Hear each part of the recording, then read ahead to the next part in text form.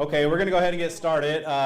My name is Juan Perez, and I will be kind of your MC for this afternoon. I have had the privilege of kind of chairing our Founders Week committee, and so this is kind of our kickoff for the week.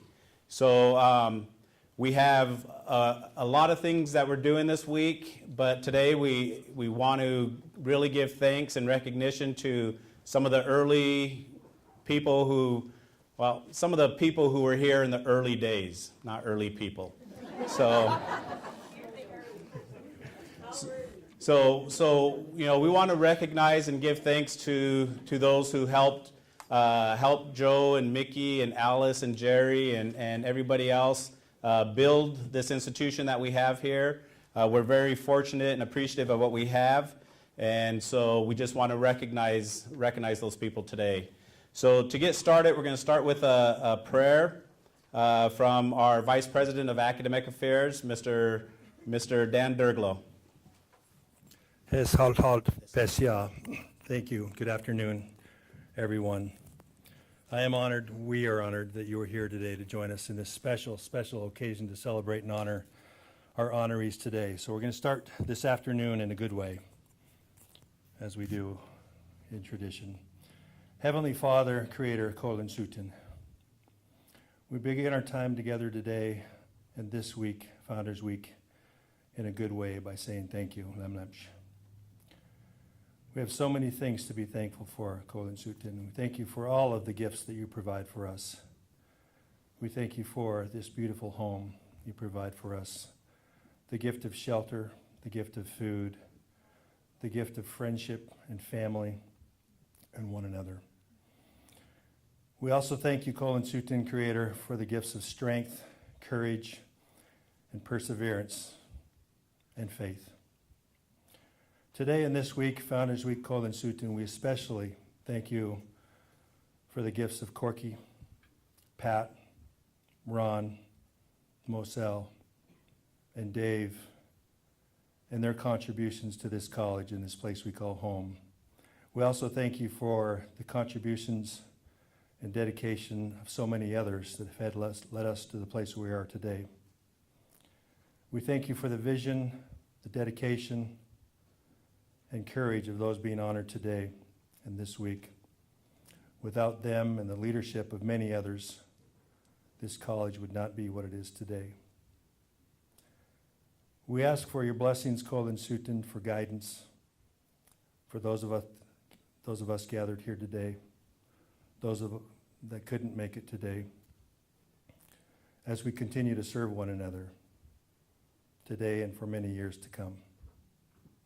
As always, Creator, we pray for those dealing with illness, injury, and loss, and bless our gathering today and this week. For all of these things, we give thanks and praise. Amen.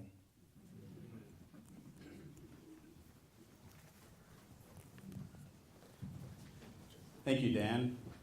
Now we've asked the Buckshot Singers to give us a flag song. So if you could please stay standing.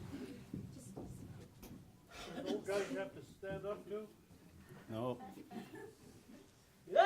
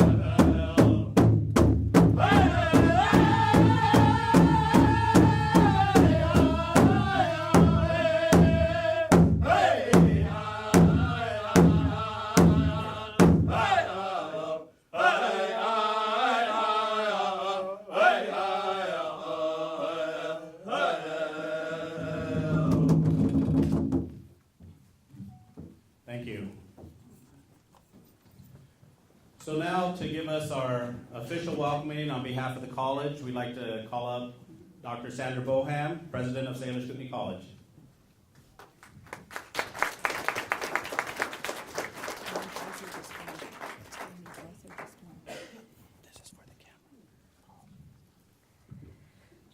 Welcome, and thank you all for coming to share in this very important occasion.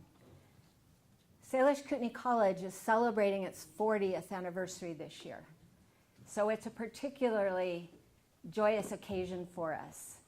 And we are very grateful for all of you that are able to come and help us recognize these early founders and to understand that they created this amazing place out of a sense of a vision.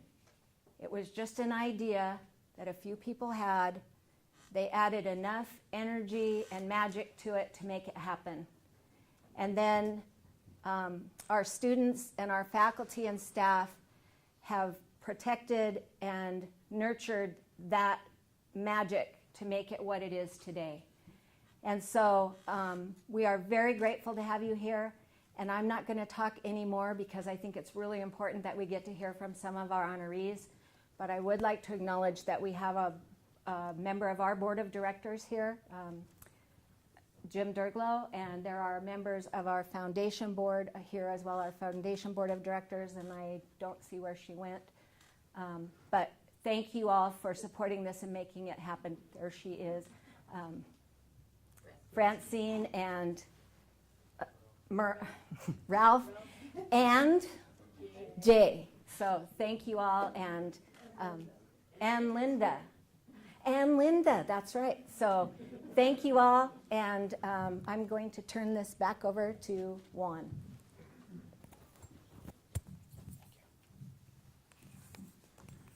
Okay, so we have a little agenda here. We're going to have Dr. Joe McDonald come up, talk a little bit about the history of the college, some of the early days, things, just general knowledge that some of us are always fortunate to listen to.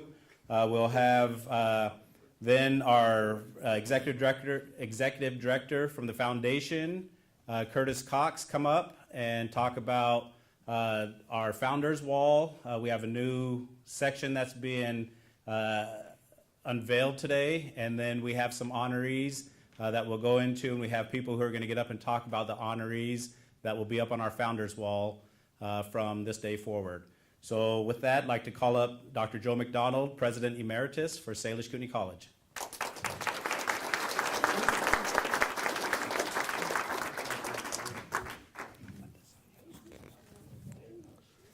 Juan, you said talk a little. Have I got time?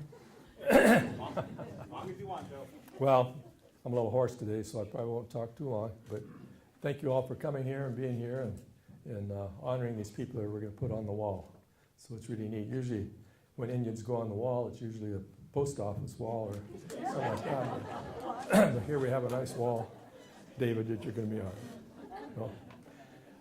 The history of the college is really, you can go way back. I can talk in great detail about it, but I want to hit some of the high points of, why the college, why did we ever get this idea of a college? I was working at Ronan High School, and we got a GED program funded by the state and the tribe, and we brought people in. We had the people, Mike, what were they called? The Volunteers of America, Vista. We had Vista workers in the community, and the Vista workers would roll these people into our classes. And we were very, very successful with these GED classes. And when we finished them, some of them wanted to go on, but there was really no opportunity for, housewives and people that had jobs and older people to go on. And we thought of a bus. I thought of a bus that would leave Elmo and go all the way to Missoula and stop at all the colleges and bus them back in the evening. It was kind of a far-out idea, but later I found out that in Kentucky and the hills they were doing that very thing. But anyway, it came about that the Flathead Valley got a Title III grant, and the part of the activities of the grant were to offer classes on this reservation and Flathead Valley classes on the Blackfeet Indian Reservation. And I was selected as the director of that. And so the way we started. Our first hire in fall was Mike. Mike ran the center down here in Ronan. We didn't have a center. He talked his way into the Polson Public Schools, and they gave him a nice office and a couple of classrooms and an old elementary that's since been torn down. But it gave us a start. From there, we moved to we thought if we got on Main Street, we'd do better. So we rented a facility from Frank Madrivi's old dental office on Main Street, right across from the Peschel's Bar. And so we were there for a couple of years, a very, very small center, but you know, had good recreation facilities, so it wasn't so bad. We had a big sign up there, Salish Kootenai College, something of Flathead Valley Community College, we put their name on the sign too. And so we were there for a while, and then the tribe built a new office complex next door, and they had a portion of it that's now the law and order portion where the lawyers are, that wasn't being used. And so I talked our way into that. Doug Aller was the secretary, and he was very good about it, gave us that whole room, and even hired a carpenter to build dividers for it. So I had a little cubicle, and Jerry Slater had a little cubicle, and Mike, Penny Matt, when she's here, she was out front. And we had our little college office there. People would come to visit. You got a college, Joe? Yeah, we have. And I'd tour them around that little facility, and then I'd take them over into the tribal office. They'd see the tribal chamber, and they'd see that, and then they'd go around and see these other offices that weren't related to us, but it looked like they were busy. And we kind of passed the test that way. So Flathead Valley was very good during all this time. I really owe a lot to Flathead Valley, to Dick Matson was the president, and or later became the president, but they're very, very supportive of our effort. We didn't have any facilities. Mike got hired instructors and talked his way into schools around the reservation where we could use their classrooms. We used the tribal offices, the tribal conference rooms. We'd have our classes where we could give them, wherever we could have them. Mike thought if he had a copy machine, it would be really great. He came down and talked the tribal council out of a $5,000 copy machine. He said it'll pay a lot in dividends. Well, it sure did. Copy machine, you know, resulted in thousands of dollars. My vision was quite limited at first. I thought maybe we'd have a big Honorite type building, a big room like this with, you know, with maybe an L shape, and we'd have it over on the tribal office side where we could use their parking lot, and we'd, you know, just and have classrooms in there and maybe a kitchen and a library, little library corner or something. But I left, and I was going to finish my doctorate degree, and in the process, Jerry was my replacement, and he got a site over here on this side of the road. And so that's where our first building was built. It was all trees, and the highway had just gone through, and it was all trees, and we got a road built in there and a kind of a muddy old parking lot, but that was our first really college building. There was a carpentry shop that we were working with people on. CETA was owned by the tribe, but the people came through to see how CETA was doing, and they saw these classes that we were holding in this carpentry shop where there was paint and, you know, and turpentine and all that kind of stuff. And they wrote up a big report on it, and so we got money to build a carpentry shop. And so that really was our first building, and we really owned that, and we were able to lay claim to it. Frank Webster was working for the tribe, and he kept reminding the people of the tribe that that's a college carpentry shop, And so that's how we got that carpentry shop. And then the building that, the first building we built, the Charlotte building, and it was built with grant money too. So we were, while all this was going on, we talked our way into the Ronan Elementary School. They had built a new elementary school, and the old school was a 2-story brick building, and the top floor, the Ronan School gave us the top floor, and it was excellent. I think on the right side there was 3 classrooms, and on the other side there was 2 classrooms, and on the end was a huge open space area about like this area here, and then there was 2 little offices up the stairs, the top of each stairway. I took one office, and I don't know if Jerry took the other one or not, but it gave us really a good space, and so that was the first time then that Moselle didn't have to move around all around the res. She had her own little classroom there that she could use, and Alice had an office so she could do student services, and she shared it with Bob Biggert, and I don't know if Bob's here or not, but he was a librarian and book collector, and she has quite a story to tell about how Bob would steal space from her at night. He'd move his shelves a little bit over and crowd into her space. So, but when we moved to the tribal office, it was really good because we were in the side where the jail was, and the jail had meals for the prisoners, so we had a cafeteria.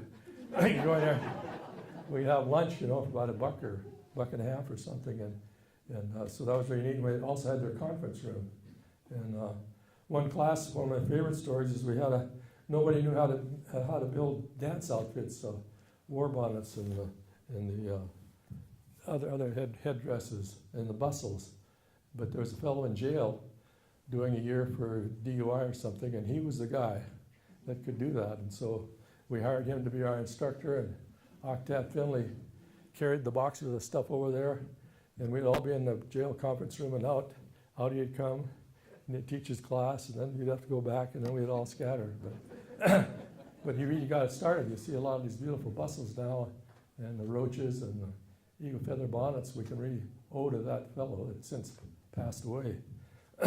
The old elementary school, we really indebted to Polson for that because they didn't charge us anything, and they heated it, and they paid for the lights, and they just let us do it. We did a lot of remodeling. We carpeted it, we painted it, we fixed it up so nice that they took it back after a while because there's new elementary got overcrowded and they had to move back.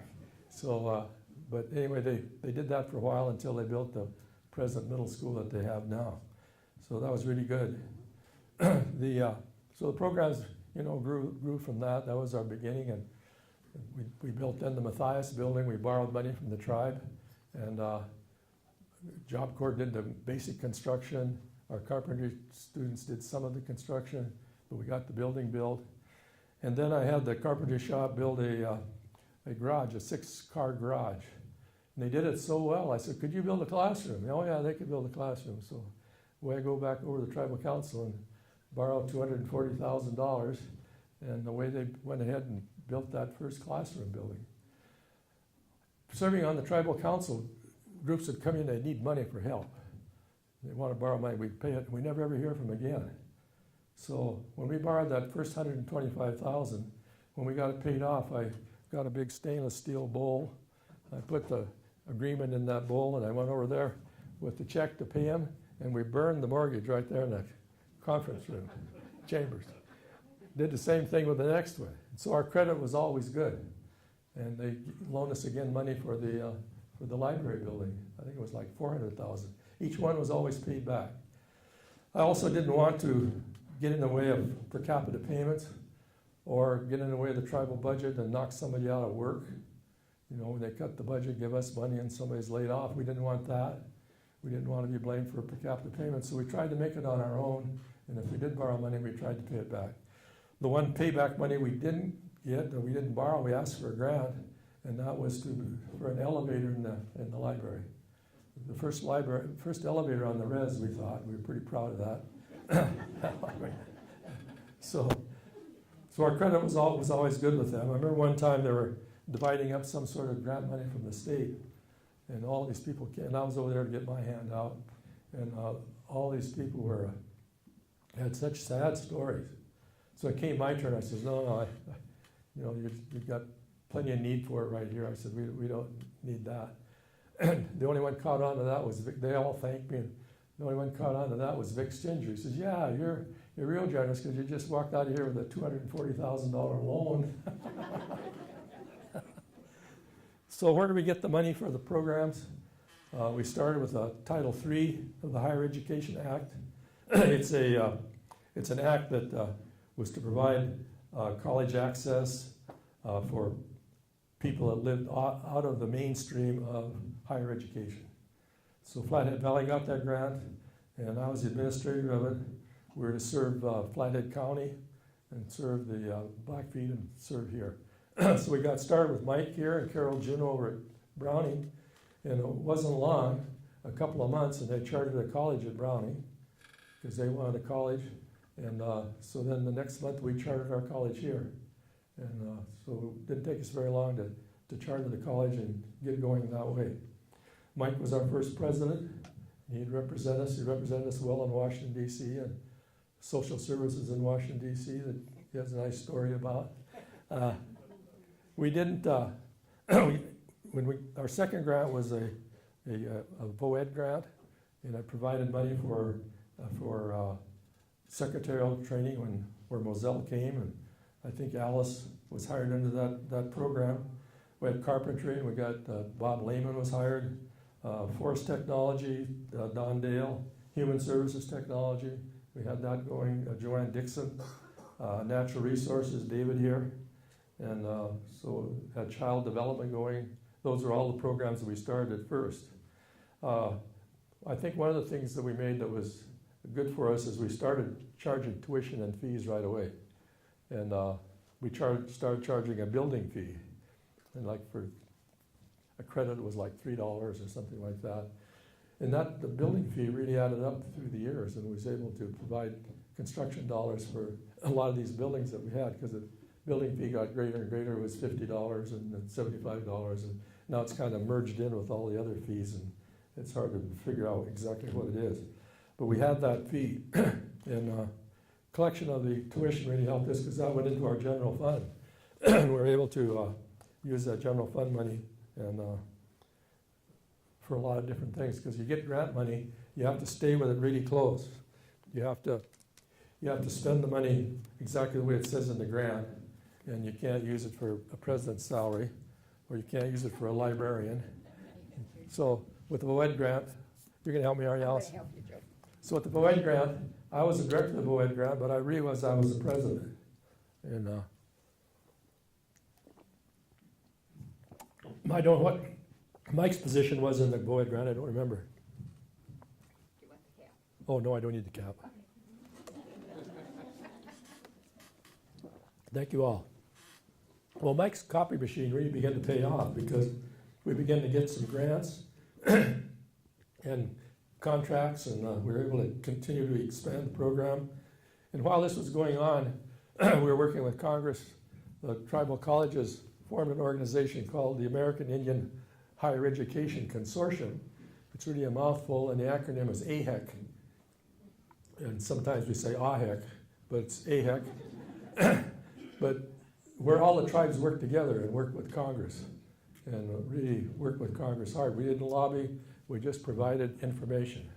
And we did that a lot. And so we were able to get a bill passed, signed into law, that authorized the government to spend money on tribal colleges if it were appropriated. And so it's called the Tribal Community College Act of 1978, and that really got us off the ground. We got that grant, we got that passed, Jimmy Carter signed it, and the people back in D.C., the Washington Redskins, that's the Indians in Washington, D.C., they all said, well, you can get a bill passed, but you can't get money. Well, we worked the next year, and we got the money. And so then we had the bill, we had the money, and we've been getting the money since, and we've gotten it increased, not slowly, but still it's increased. It started about $1,800 per student, and I think it's up to like $6,200 or something now per student, so it has increased. It's been great. And that gave us general fund money where we could actually pay the president, actually pay the vice president, pay the registrar. They wouldn't have to be, overlapping into some other job. So that was really great when that passed. Because we had that money didn't mean we shouldn't go after other grant money, and so we do. I checked with our president just a little bit ago. I said, how many grants do we have going this year? And she said, I think we should have about 120, she thought.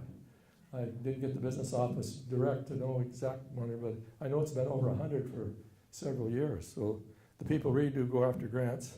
And Mike's machine there, that copy machine, really was a root for a lot of good things that's happened.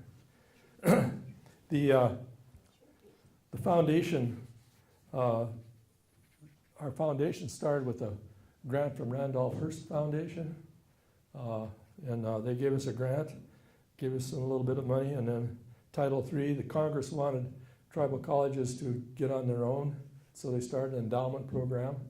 And if you, Mike studied that, and if you asked for over $500,000, they would match it $2 for $1 that you raised.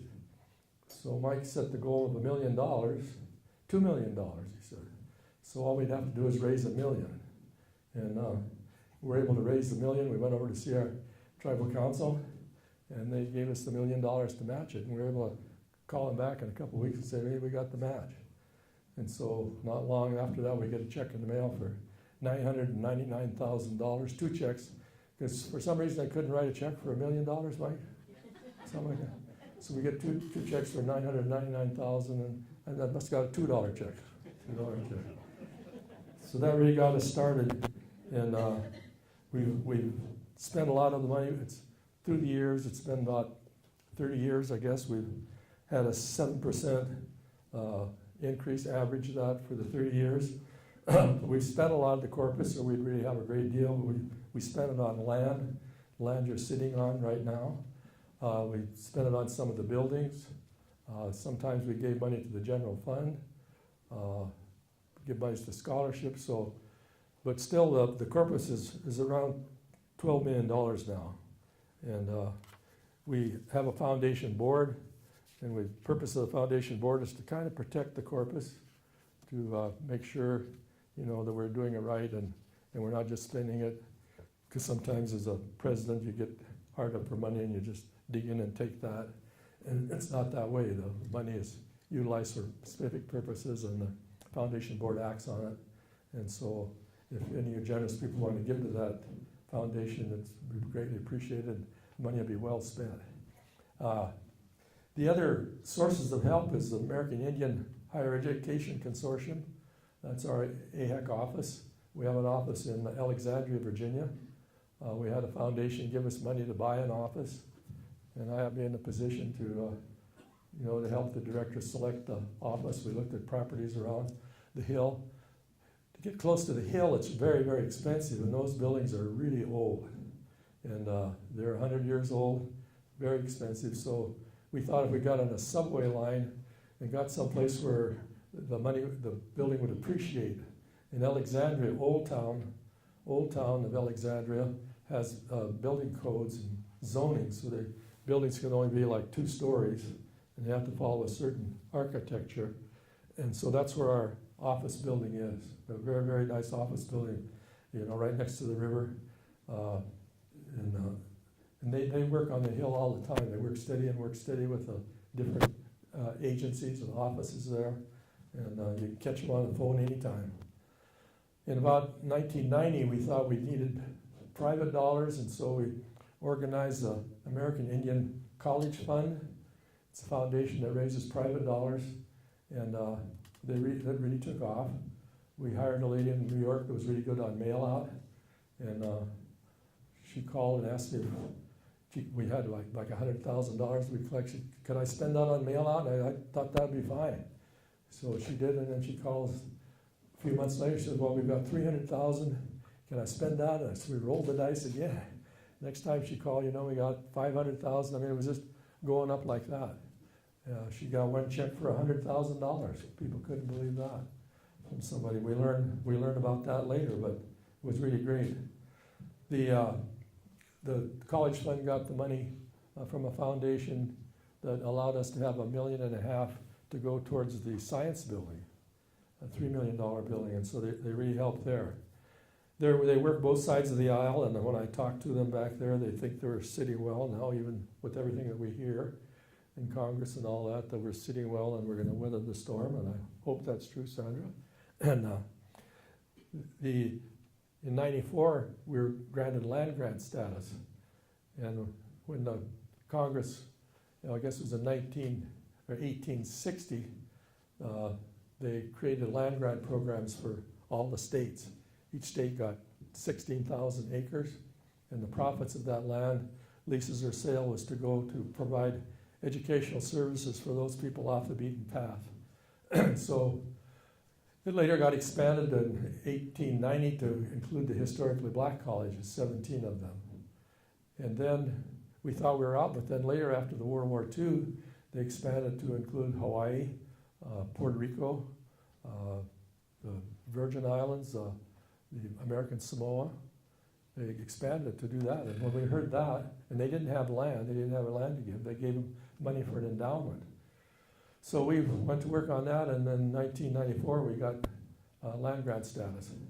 And they didn't have land to give us, so they set up an endowment. And each year Congress contributes to that endowment. And I think the endowment, I'd be safe to say it's around $150 million. And we're paid, each tribal college receives some of the income from that. 4% is taken from that and divided up among the tribal colleges. So I think our amount, Sandra, maybe 160,000 or so, or somewhere in there. I don't know exactly, but it has grown. The state of Montana legislature helped us. John Mercer up here at Polson, the lawyer at Polson, introduced the legislation to provide state support for the non-Indians at the end of the tribal colleges. We were so excited about that, and we all went over there. We ran over there, Sloter for Bear, to lobby on that. And my wife went along, and we saw the committee, and we looked at the committee, and Tom Zook was the chair. And Tom Zook was my wife's classmate and maybe a prom date at one time. And that morning, before we went up to the hill, I think she started primping about 5 in the morning. But when she got up there, I mean, Tom Zook was he was on our side. John Mercer, the one who introduces it, usually leads off at the hearing, and he couldn't be there when we were scheduled. So Tom Zook changed the schedule so John could come down and introduce it. And it was that kind of a hearing. It was just a go. And it passed, and John was Speaker of the House, John Mercer, and so it was a go. And we've had that support since. In 1994, President Bill Clinton issued an executive order directing all the departments of Washington, D.C. to work with tribal colleges. And that really did help a lot, because they all were directed to do something for tribal colleges. What a lot of them did was provide student experiences in the summer. A lot of them did it, and I was back there, and they asked me to come down. They were meeting, all these different departments were meeting, and they wanted me to, talk from a tribal college point of view. And I was all ready to tell them that, these summer programs really don't work, because our students want to stay home in the summer, and they want to go to powwows, and they want to do things like that.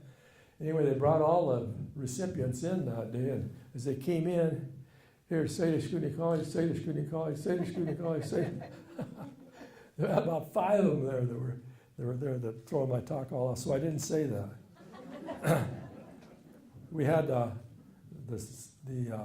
lot of foundations that helped us, the National Science Foundation, the Kellogg Foundation, Arthur Vining Davis Foundation, Ford Foundation, Carnegie Foundation.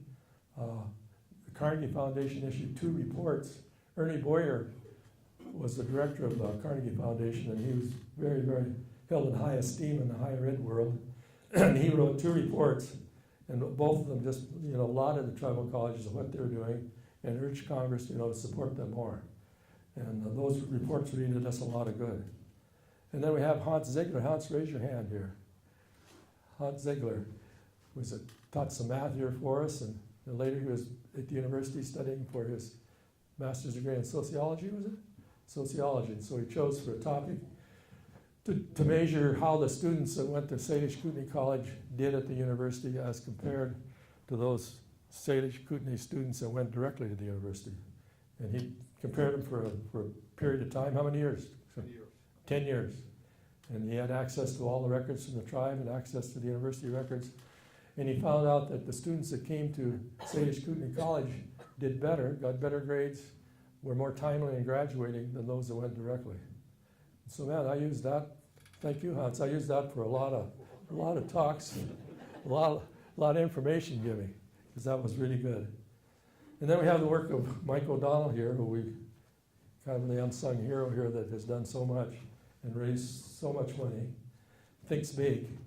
Just like me, I thought, well, we go for 500,000 of that endowment. No, he said 2 million. I thought a little gym here that would maybe have some bleachers on one side and a couple baskets. He says, no, we got to make a statement with the gym. So, I mean, that's the way he thinks, and that's why the school has progressed so well. We got wonderful support all the time from the Tribal Council, the endowment match, the building loans I told you about, the lease on the highway frontage. When we pay a lease, because we don't want to be blamed for, bumming it, we pay $6 a foot, a running foot for the lease. And it's very, very nominal, I think, for what we have.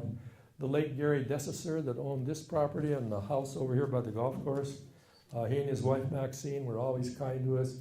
They always gave us first option on the land. And Gary sold it kind of a piece at a time, 10 acres, 11 acres, 12 acres, 20 acres, and it was kind of a retirement thing for him, and it really worked out for us, and we were able to do that, and so we really thank them. I'm going to conclude here because the history of the first 35 years will be published in a book. We hope it will be published by spring, and maybe you'll all be able to get to read the book. It's written by 3 old has-beens with failing memory.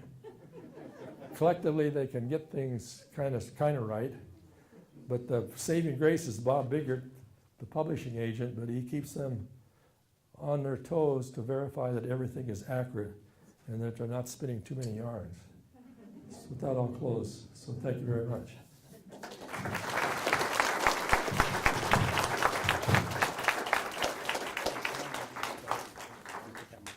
Oh.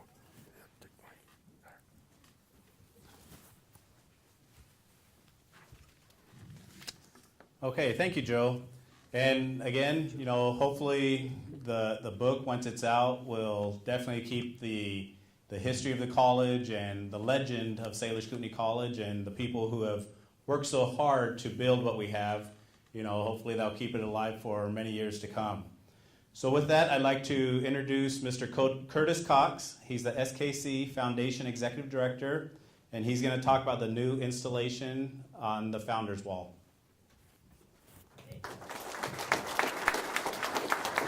Thanks, Ron.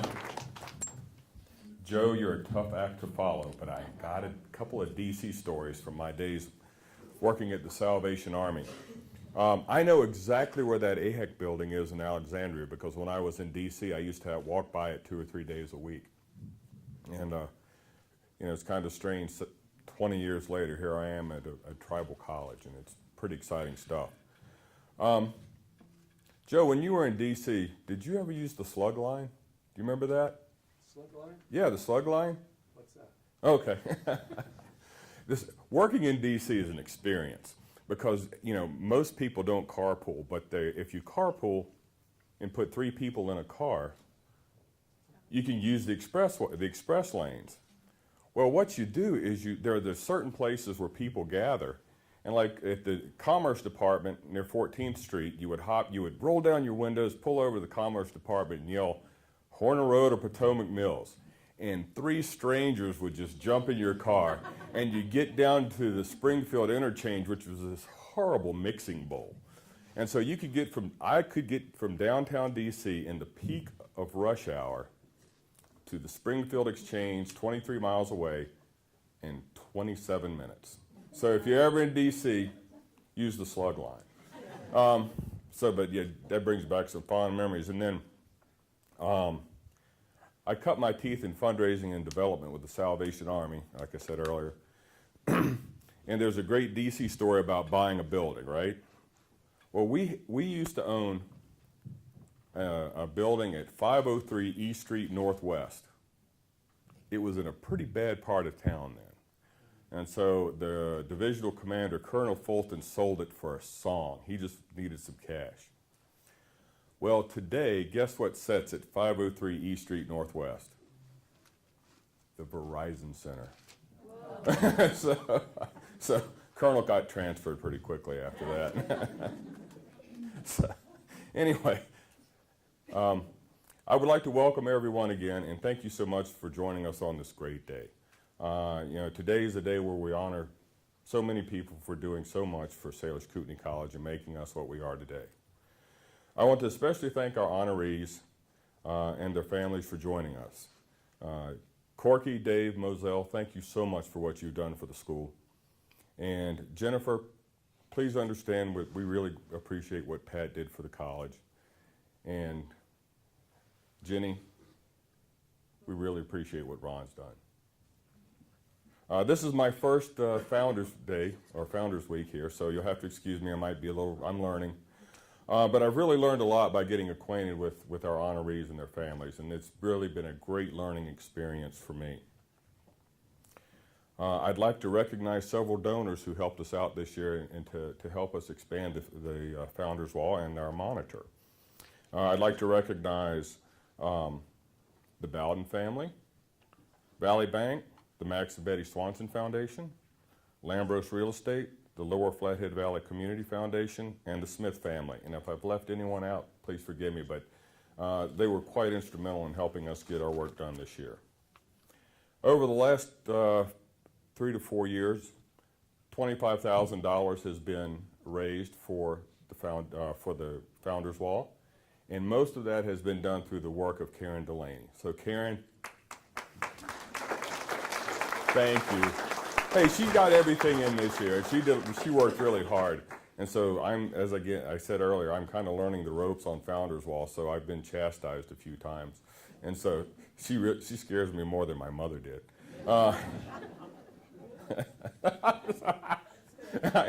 No, it's not good. I hate feeling like a puppy dog. I'd like to thank Mike Pysick from Alpha Graphics for the work that he and his team have done in helping us erect the Founders Wall and making the annual updates. I also want to give a big shout out to my colleague, Leslie Anderson, for working with the marketing team and on the marketing committee, and the work that she's done with them in helping design the logo and do much of the work for the Founders Week celebration this year. So Leslie, thank you so much.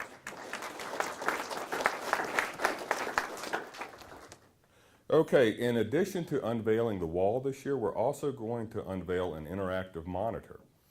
And what that will do is that will allow us to continually tell the story of Salish Kootenai College and be able to refresh the content. So there's so much history out there that we can be updating that on a regular basis. We also need to point out that we've had a lot of help with that. Mike Lozar, thank you for your work, buddy. I mean, we couldn't do this without you. It means a lot to us. And on a final note, we will always have the Founders Wall, and Founders Week is one of our priorities for support at the college. And so should any of you have any questions about supporting the wall or have any ideas on how we can help make it better in our efforts, please let Karen or me know. We're ready, always ready to talk about it. So with that, Joe, you get to follow me now, which I'm an easy act to follow. And here's President Emeritus Joe McDonald.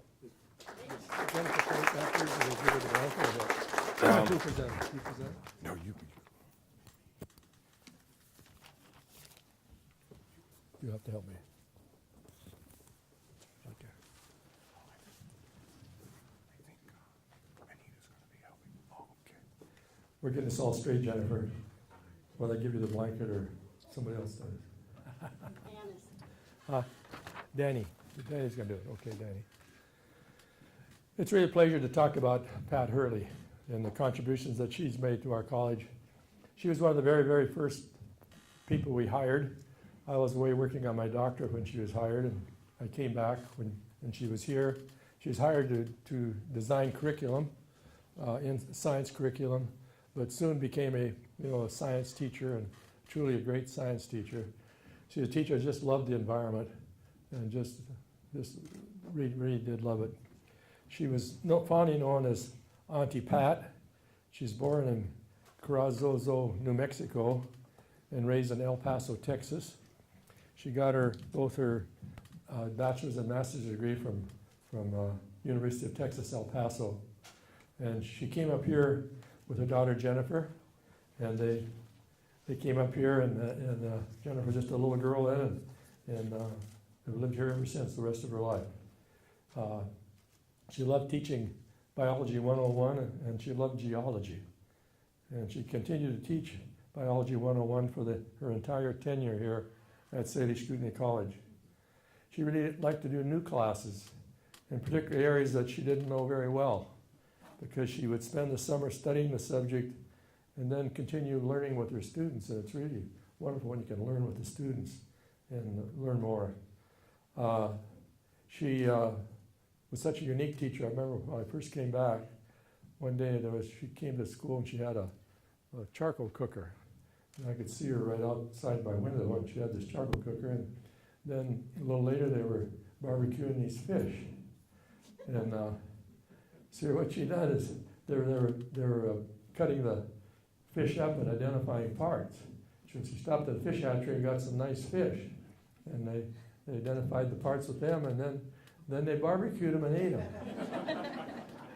I thought, I wish I had a teacher like that when I was in school. But that's the way she was. She felt her greatest achievement was creating the 4-year accredited programs in environmental sciences and forestry. She worked tirelessly with the students and respected them greatly. We had a group that protect the environment here on the res. It was called Flathead Resource Organization. She was a charter member of it, and she worked really hard to make that a success. And a lot of the work that Fro did was to, things would come up and we thought was harmful to the environment, and we'd try to, rally up support to, not have it go some other direction. And so we were successful in keeping these high rise metal power lines coming from coal strip that they're going to shut down now. They were going to come right across the reservation. There was a group called Northern Tier Pipeline. They were going to put a big, huge pipeline like the Alaskan pipeline across the reservation. They were going to build a 4-lane highway right straight up through the valley without any stops, with just like a bobsled chute. I think you get from Kalispell to Missoula without having to look either way.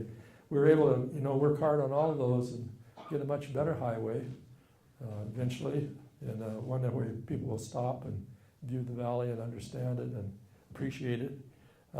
She led that group. She was an avid fly tyer and fly fisherman. Her partner was Richard Eggert, and she'd be sitting in the shade tying flies, and Richard would be out there casting into the water. Uh-oh. Enough, Joe. She led a Friday hiking group. See, Mickey's here, and she went on the Friday hiking. A lot of people here from the Friday hiking group. They went different places around the reservation and hiked different places and talked about, the environment, about plants and animals and so forth that are there. And so it's really a pleasure, Jennifer, to recognize your mom, and we want to take this time to recognize you. So thank you so much.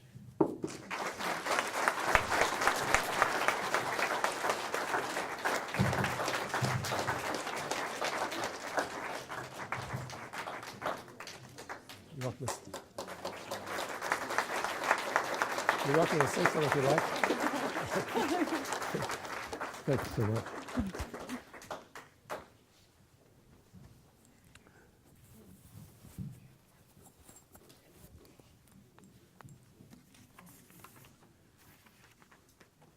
Okay, our next presenter is Alice. I have 3 names here, so I don't know which one I'm calling up. Okay, Alice gets to lead it off. We got 2 different mics, one for Roy and one for you. Okay. Do you remember when you used to think somebody who could say 40 years ago? You thought, God, they're old. 40 years ago, we were kids, Joe. I get the pleasure of introducing Dave Marshall. Come on up here, Dave. Is that okay, or I'll come there? I hope this goes well. I hope so, too.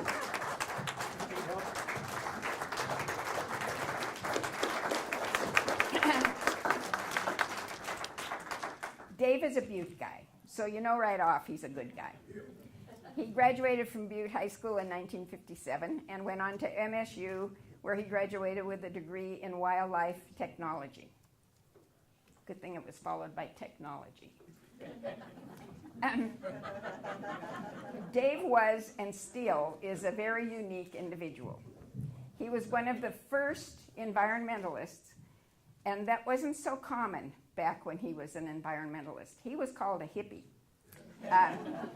with concern for the environment, his fellow man, and four-legged critters. He has always been concerned about waste and into recycling, upcycling, saving the treasures. That's been Dave all along. Dave was working in Hot Springs at the Hot Springs dump, you know, recycling. I was managing the dump. Oh, excuse me. Managing the dump at Hot Springs when John Dorsey happened by. John worked at the college and told Dave there was a job opening here.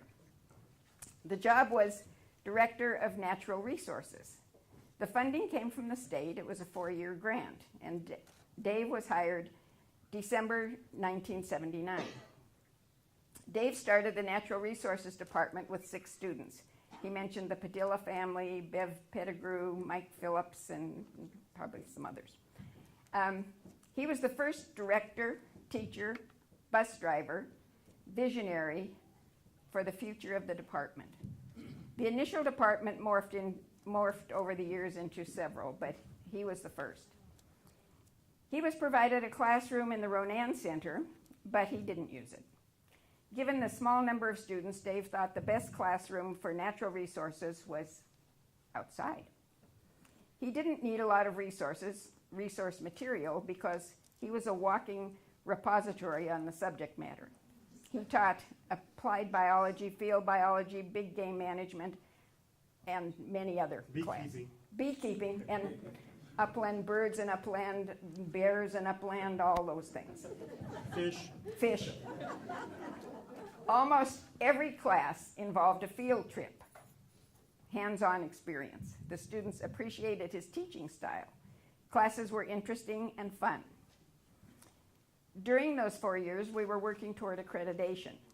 Dr. Hunt and his wife, Dr. Hunt, from U of M, would give us these horrendous writing assignments every week, big, complex things. Their favorite employee was Dave Marshall. His assignments were beautifully written and handed in on time, as opposed to the rest of us. His wife did it? Thank you, Susie. Thank you, Susie. As I mentioned, Dave took a lot of field trips. He earned the nickname of Rex Van, R-E-X. The result of a few bumps and bruises and scratches on the van where he took the students, which he maintained was grossly exaggerated, the dents and things. But I want to tell you a little story about a field trip that they weren't in the van. It involved getting an airplane with room for 8, and Dave and his students and the pilot went. Dave wanted the students to see the reservation from a different perspective. So he had the pilot fly all over the reservation, and heck, why not, Glacier Park. And so it was a fabulous afternoon, you can imagine, for the students and Dave. And when he was telling me about this, I was sitting there thinking, and I said, Dave, did you have any trouble getting permission to do that? And he looked at me and said, hell, I didn't ask. That was Dave, and the students loved him. When the grant ended, Dave stayed on another 2 years. He worked in the carpentry program and did all kinds of things around campus, poured cement for the TV station transmitters and numerous other jobs. Nothing was too big or too small. Dave could do it.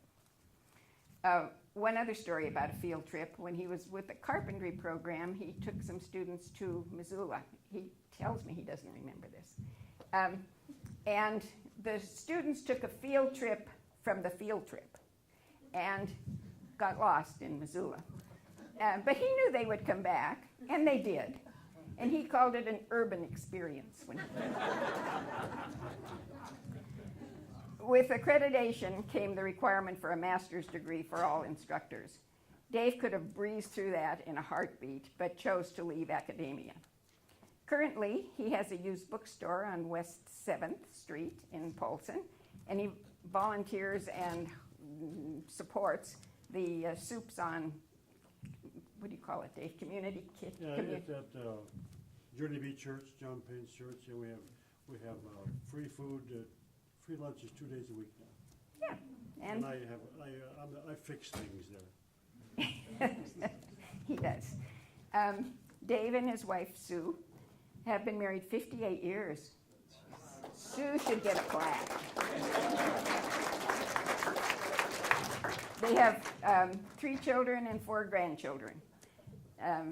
Adam lives in California, Lisa and Zach in Helena, and Zach's 4 children. And Peggy. 4. Yeah, Oh your my numbers are goodness. wrong. Oh We have my 4 goodness. children, 9 grandchildren, and 3 great-grandchildren. Thank you. We've had a couple since I talked to you. Oh heavens. Okay, Peggy. Yes, I knew Peggy. I really only knew Zach, who was a little kid, and he used to follow Dave around. Dave was making his rounds, and Zach would be after him, and I'd say, "Hi, Zach, how are you today?" And he'd say, "Pretty fine, Alice, pretty fine." He was really cute. Sue taught Spanish for us as well for a number of years. They are a beautiful family. Dave, thank you for your service and dedication to the mission of the college. Thank you, ma'am.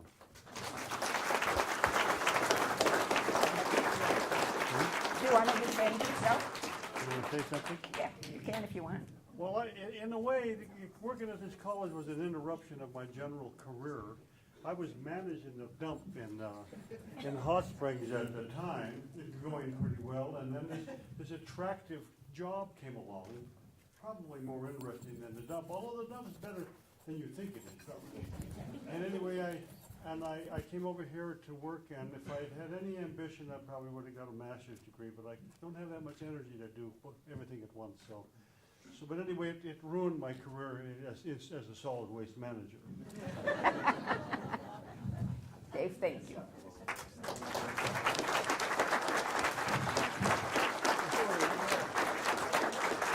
We're up for Moselle.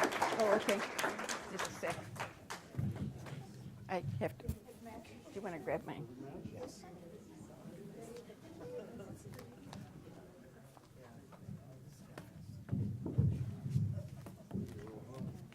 Sorry about forgetting half of your family.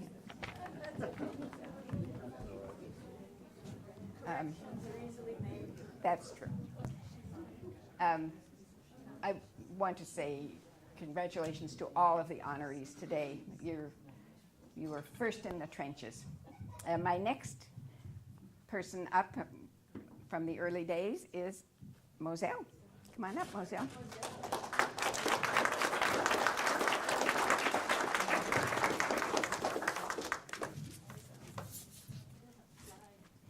It's a tough task to ask to honor your best friends because, I mean, I could just go on and on and on, and I'll try to be disciplined here. Moselle was born and raised in Chinook, Montana. Her family on both sides were pioneers in the area, so she's a true Montana girl. She graduated from Chinook High School in '62. I always found this interesting. Chinook High School is known as the Sugar Beaters. Isn't that interesting? Sugar beaters. I mean, we're bison, sugar beaters. It's okay. So she was a sugar beater cheerleader and carnival queen. She attended MSU and graduated from Eastern Montana College with a degree in business education. She taught high school in Billings before moving to Polson area with her family. Moselle has 2 beautiful daughters, Chris Nordberg and her husband there, Jack. And their daughter, Ansley. They're all here to help Moselle celebrate. Her daughter, Ann Binger, lives in the Salt Lake area with her husband, Ben, and their 3 children. I think I got those numbers right. You yeah. did. Gee. Sam and Holden, Sam, and Maisie. Her family has always been her first priority. She's very proud of them, rightfully so. Anyway, while settling up on the East Shore, she saw an ad in the newspaper for a business teacher at SKCC. We were Salish Kootenai Community College for a little while, and then Mike, wherever he went, changed it to Salish Kootenai College. She began teaching without a classroom and a handful of students. Kicking Horse Job Corps was very generous in offering a classroom and the equipment. The classes were held at night. Some of her students couldn't get to Kicking Horse, so Moselle arranged to pick them up on her way to work and return them to their home on her way home. She went the extra mile, literally and figuratively, to get the secretarial science program off to a good start. She was thrilled when we moved to the old elementary school in Ronan with a large classroom filled to capacity. The best equipment was provided by the VOED grant. However, the electrical situation in that old building was a bit of a challenge. The floor in her classroom looked like an octopus breeding ground with many extensions and outlets, but it didn't bother Moselle. When we moved to, I hope I'm not doing that, am I? Thank you, Juan. It isn't. Not the bad. Still doing it. I don't even need it, really. Where was I? The octopus. The octopus nest, yes. When we moved to Pablo, Jerry Slater asked Moselle to help design the space for the secretarial program. He was very enthusiastic about it because she had the most enrollment in that program in this college at the time. Moselle had a reputation for high standards and employment-ready students. She continued to go the extra mile for her students and, to their benefit, would only accept their best effort. Students called her at work and at home if they needed help. She was there for them. She was a superb role model in demeanor, dress, attitude, and skills, never abandoning high standards, but applied with concern and understanding. Fred Houle was tribal secretary at the time, and he called it Moselle's Charm School, and often requested workshops in office management and records management, and so she would do that across the street. We asked her, one of the stories about her was she was really strict about not letting students come in late or missing class. So one day, a student came in all upset and was apologizing all over the place. I'm sorry, I'm late, but I hit a buffalo on the way to school. And Moselle thought, I've heard it all now. But the student really did hit a buffalo. It was true. On the way to school. Excused absence. Wouldn't happen at most colleges, but it did happen here. We also asked our students to attend a cultural camp, Agnes Vanderberg's cultural camp up the Jocko. And Moselle thought, well, if we're asking students to do that, I have to have that experience too. So she went up and she bathed in the cold creek, prepared hides for tanning, made jerky, wove baskets, and made weapons and did all of that. Don't get her started about this experience because she'll just go on and on and on. It was one of the highlights of being here. Moselle was dedicated to the mission of the college. She loved her work and her students and made a major contribution to SKC for 15 years. Moselle left the college in 1990 to take a position as vice principal at Kalispell Junior High, where she went on to become principal. She retired as principal of Peterson School in 2000, five. Like the rest of us, the program in office occupations has changed over the years, but the foundation provided a solid base for growth and change. Thank you, Moselle. Thank you.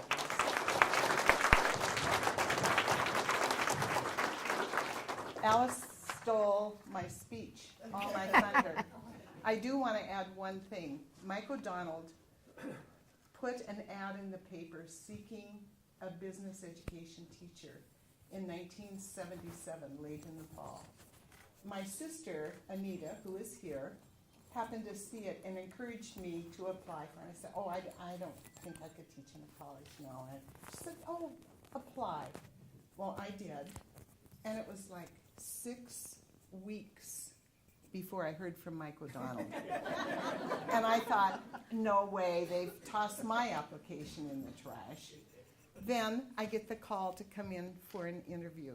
And here is Mike and Joe and Karen Fenton and Jerry Slater. They were my interviewees and hired me, and I loved teaching at SKC. I love my students. I love my material. My administrators were fabulous. Alice and Joe and Jerry provided me with everything I needed to be the very best teacher I could be for my students. And that was everything. I never got a no, not one no from any of them. And it's wonderful to see former students who work for the college. I'm looking at Anita, and I could see Anita's hands all over putting together today. I think she had something to do with the poster and the treats and the setting up and the microphones. I also want to thank the drummers. Thank you very much for that wonderful flag song today honoring us. That was very special. Thank you. And to all of my former students, please come up and say hello to me if I haven't already said hello to you. I got Debbie Bell back there. She attacked me when I walked in the door. It was like Old Home Week. I love this place. And to look around at what our tiny little one classroom building has turned into. And honest to God, I had no classroom. Thank you, Kicking Horse Job Corps, for providing me a place to teach my very first students. Before I leave, I want to introduce my family. Some have come a long way to be here today. My daughter, Chris, who teaches in Polson at Linderman School. My granddaughter, Ansley, and she attends Polson Middle School. My niece, Clancy Magnuson, who is an art manager of a famous art gallery in Coeur d'Alene, Idaho. She just got her master's in fine arts. My sister Nita, who's responsible for my being here, and my son-in-law Jack. Thank you guys. I love my family.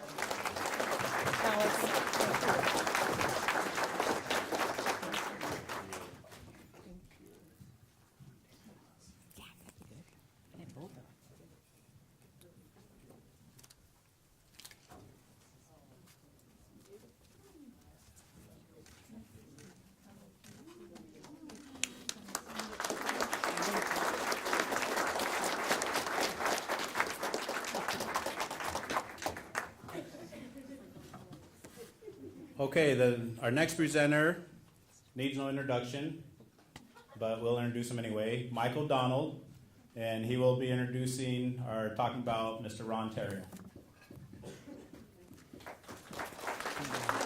Oh, thank you. I'd like to introduce a special guest today, a member of our first graduating class at Salish Kootenai College, Ralph Good. Would you stand up, Ralph?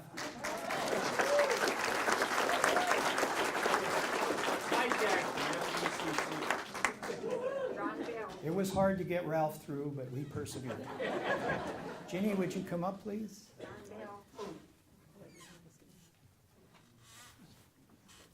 I'm very pleased to talk about Ron Therriault today.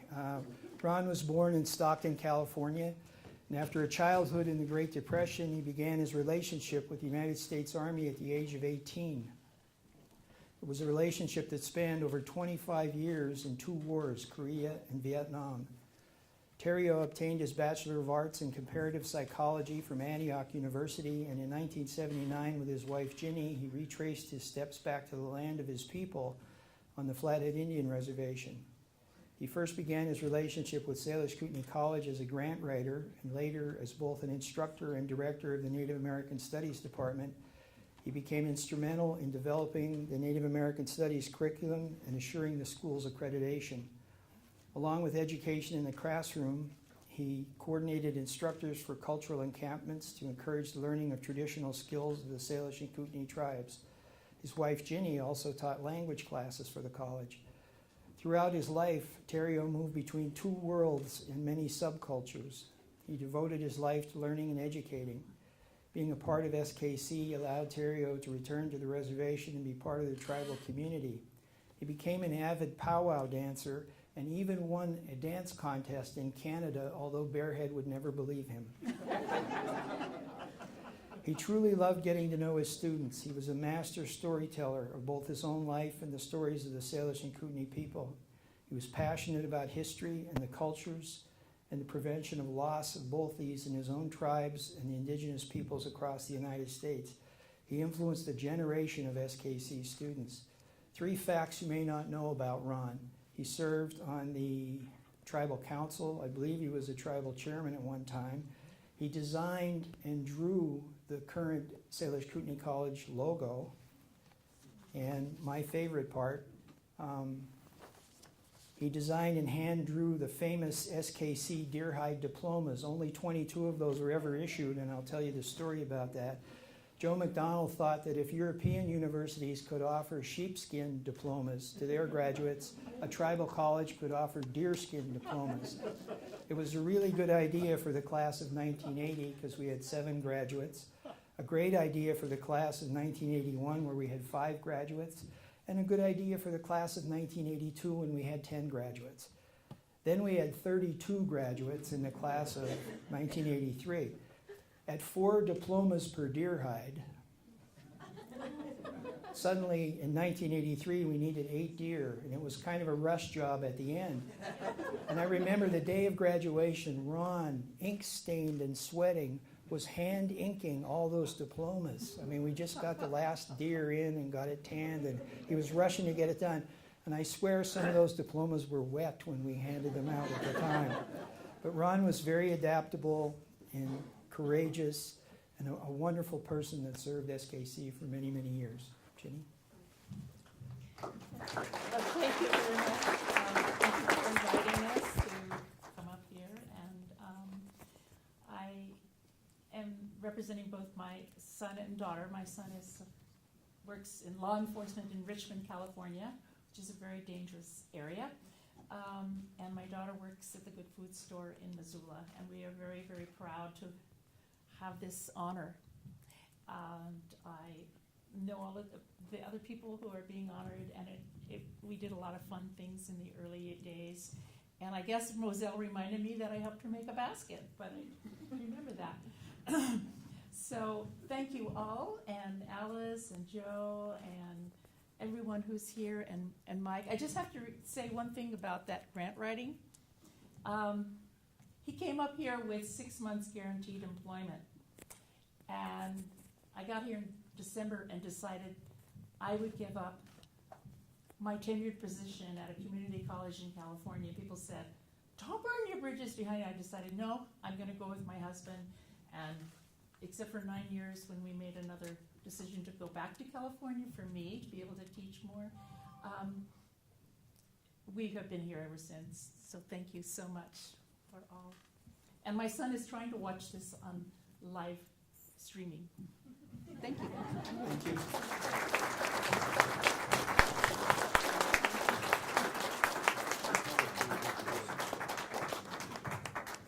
And you were my student. You don't remember that?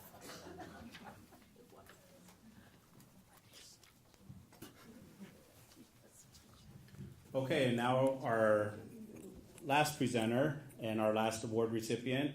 I'd like to call up President Boham to speak about our last recipient.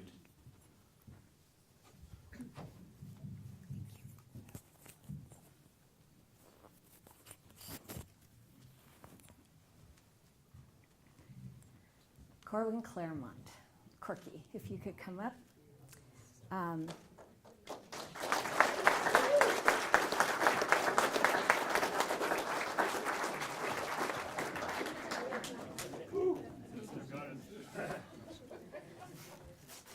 So I'm going to talk about this formally first. So Corky is an enrolled member of the Confederated Salish and Kootenai Tribes, and he was born in St. Ignatius, Montana, and currently lives near Ronan, actually 2 miles right behind us, and I am his next door neighbor. And he has been living with my remodeling work for the past, I don't know how many months. He got a bachelor's degree from California State University, Los Angeles in 1971. He was in Los Angeles and graduated from CSULA, pursuing contemporary exhibiting artist career, and he began a 9-year teaching a 9-year teaching position as head of a printmaking department at Otis Parsons Art Institute in Los Angeles. He returned to Montana in 1984, and he began working here at Salish Kootenai College, first as our inter-campus coordinator, because in the way that Flathead Valley had helped Salish Kootenai College become a fully accredited college, Salish Kootenai College was helping Fort Belknap, Ani Nakota, and Stonechild College as they were seeking accredited status themselves. Corky was our liaison, and that's where I first got to work with Corky.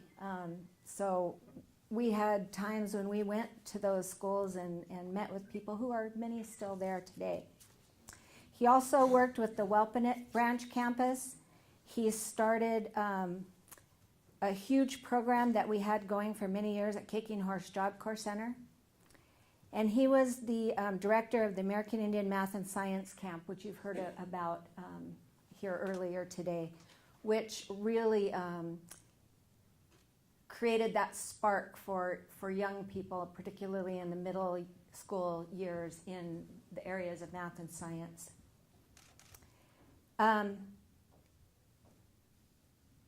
He did that for 14 years, and then and they served over 1,000 sixth graders. He also created the Fine Arts Department and the art degree, and was instrumental in the design of that building. And if you have not had a chance to ever see it, you should, because there are inlay mosaics in the floor that are just stunning, as well as the exhibition space and all of the rooms that they have to do printmaking and beading and sewing and painting and drawing and ceramics. He's mentored a lot of students in art. Our current director of the art program was one of his former students, which is Cameron Decker. As a professional artist and printmaker, he has, and he's also a conceptual and installation artist. Corky's images discuss and explore through cultural and historical perspectives issues such as sovereignty and colonialization and the effects on tribal peoples.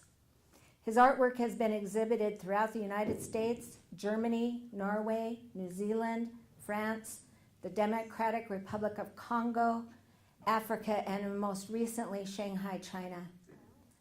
Public art projects include the large granite Confederated Salish and Kootenai tribes, 2 Eagle Circle of Warrior Monument across the street at the tribal headquarters, and the Bison Horn Water stainless steel donor wall sculpture at the Polson Aquatic Center.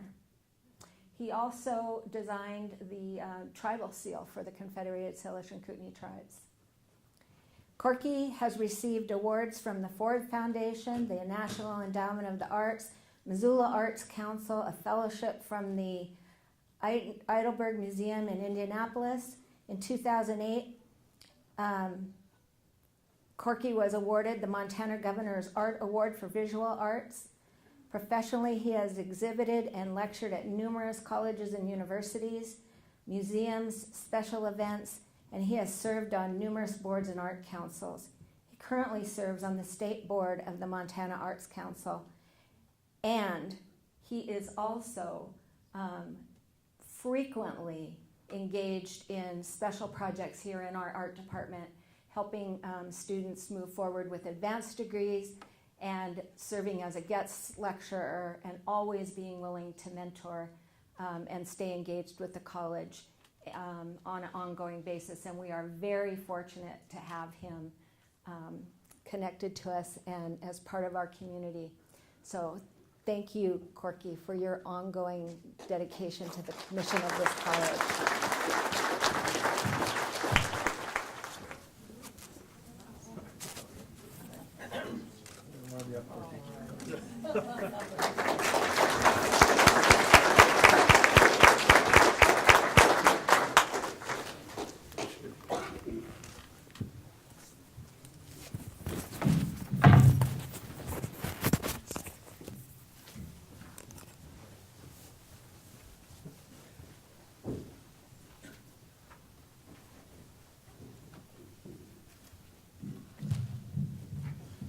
Is this on?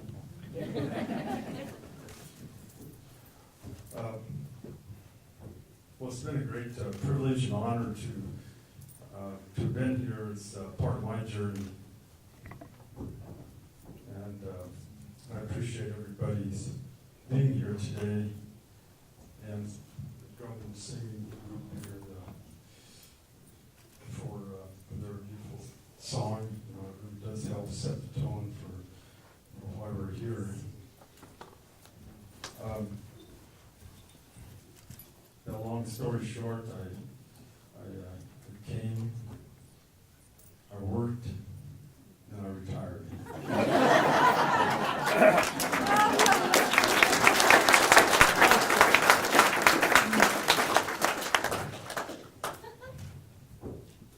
But the experience here, you just can't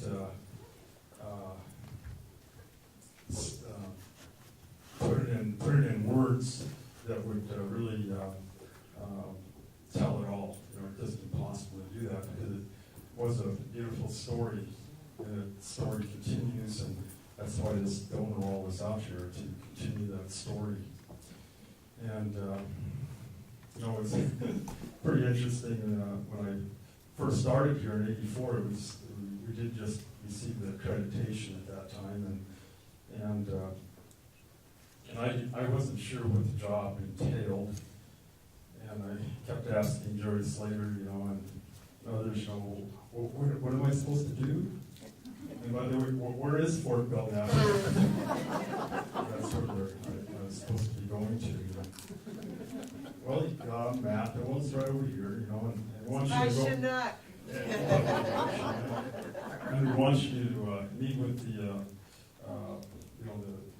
college coordinator or director over there, and the tribal council over there, and tomorrow.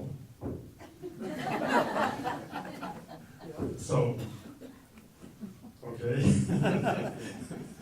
so that's how my journey here began, and it's so exciting. I mean, you can imagine all of us that worked at the college. I mean, everybody, the janitors, or custodial people, and everybody that had a job here would get together once every other week or once a month in a place called the Pit. And that was in the Charlotte building. And at that time, there's a fireplace there, and there actually was kind of a pit. We'd step down, and we'd all gather around, and the best part of it was we had donuts. Somebody always would bring donuts, and we had donuts and coffee, and mine for Joe, or Jerry would update us on different things, and that was a lot of fun at that time, and it was the most exciting time, for the development of the school, because nobody knew what they were doing. No, just kidding. They really did have some ideas going, and we all chipped in and helped out. And Mike, he coined a great something like coyote management, wasn't that kind of what But it was very fun and very enriching, and it was fun to be a part of the ground. The ground had already been set, by '84, but there still was so much to do, and it was fun being a part of that growth, and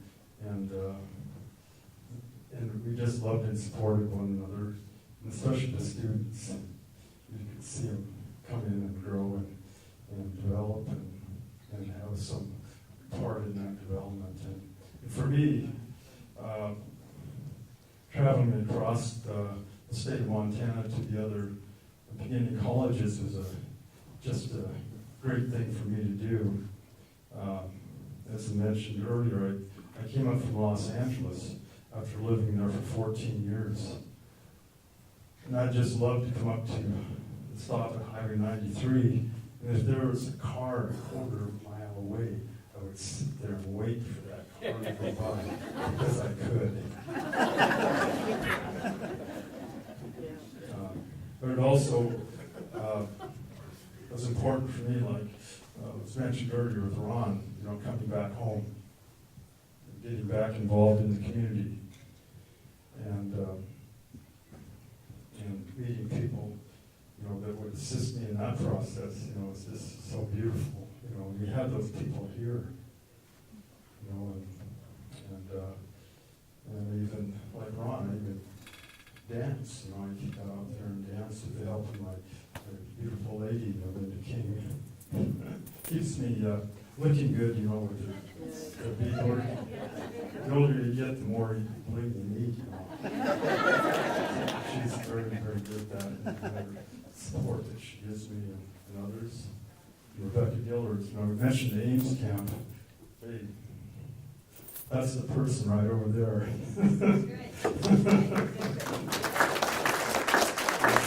She did so much, in assisting and coordinating, and we graphed everything out, so we knew from year to year just how to go about things. And when you have over 80 little sixth graders there and a staff of 20 or more people, and to coordinate the experience for a week, which is a camp, we're all camped out. It takes an effort, and plus she was a huge assistance and help, and kind of director too, of a lot of the art activity in our building. And of course, we wouldn't have a building if it wasn't for Mike O'Donnell. He's the one that got the impetus for that. And so pat this guy on the back line. But and of course, Joe and his continued support and everybody else, it just made it all work. It was a magical time, and I certainly enriched my life, my direction, and it's just a great experience. But I know we have a long ways to go yet too. And Jennifer, I just really love seeing you here. This path, and Dave, helping us out for ecology and other things. It's great. And Moselle, wow. But I better shut up now. And I really appreciate my good buddy, Ron Therriault, and his brotherhood and what he does on this campus, as well as all those people out there that should be mentioned, and I hope this building wall at some point will have their names out there. Everybody, should have their name out there in some place, because it's all part of the foundation of this place. So I'll have to build another building to make sure those names are but I thank you, and appreciate all of your support. By being here, you're supporting this institution, and I know it's going to have a great future.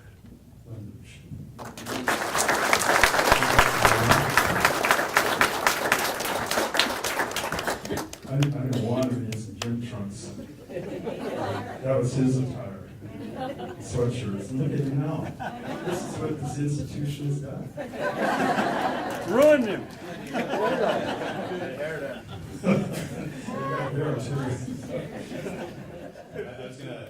Corky and I go back a few years, so I was gonna cut him off, as Linda, I see her saying, okay, pull him off. So just real quick, before we end here with an honor song and then the unveiling of the next portion of the wall, want to go over real quick. So this is our third year for Founders Week, our third or fourth year, fourth. I'm getting third on the wall, fourth on Founders Week. So Founders Week began as kind of a rally of support for Salish Kootenai College. We don't have a football team, and so back when President DePriest was here, he wanted to start something to kind of a Spirit Week type thing, homecoming, and so Founders Week began. And he wanted to always make sure we had games at the end of the week to kind of end the week of celebrating Salish Kootenai College. So today was our Dress for Success Day, so that's why the suit and tie. Usually I am in sweats and shorts and t-shirts. But other people, we have a lot of other people who dress today, and President DePriest always dressed in a suit and tie no matter what. And so we did that kind of to honor him. After this, we'll have the unveiling of the wall, and then we'll have some snacks in the student union, and we also have Igniting the Spark, which is kind of, again, the kickoff for the week, and our basketball teams will be coming over and visiting, being introduced. We have, this year, the teams have been playing NAIA Frontier varsity teams. So we started out just playing in tournaments a long time ago, playing in the AHEC tournament. We started playing community colleges, JV programs for Frontier schools. And last year we played a few of the varsity, and this year we're playing a lot more varsity teams. So the teams are taking a little bit of a, we're growing. So we've taken a little bit of beatings here and there, but it's building character. And one of these days we're gonna fulfill Mike's dream of playing UCLA. What he told me one day, he had a dream that we were gonna play UCLA, and and beat them. So that's our goal. So you'll see there's some fires outside, and we'll have the teams out there. Tomorrow we have flashback to the 70s, 40th anniversary. College was born in the 70s, so we're gonna have our 70s. And then we have in the evening from 5 to 8, we have a traditional craft night, which will be in the Fine Arts Building. Wednesday is our Fashion Disaster Day. So, it's your choice on what you want to wear for that day. We have some door decorations throughout campus. We've asked departments to decorate their departments with Bison Pride. We'll have, in the evening, we have some native games. We'll have a hot dog roast and s'mores over at the Sherry McDonald Hospitality Room at the gym, and some art activities. Thursday will be our Native Bling Day. So, Corky, you're wearing your bling already, but Thursday is a great day to wear your native bling here and rock your mocks. In the evening at 6, we'll have a 3-man stick game tournament, and that will happen in here. So if you're a stick game player, or if you know some stick game players, grab them, and 3-man. It's a $300 winner-take-all for that. Fridays are Bison Gear Day because we are Salish Kootenai College Bison. And we will have some activities going on over at the gym and at the Sherry McDonald Hospitality Room. We have some things starting at 11, and then at noon we'll have our tailgate. Again, you go to the big football games, they have tailgates going on, and we won't have the alcohol. Like I was just down at the game Saturday, and there's alcohol everywhere, a lot of food.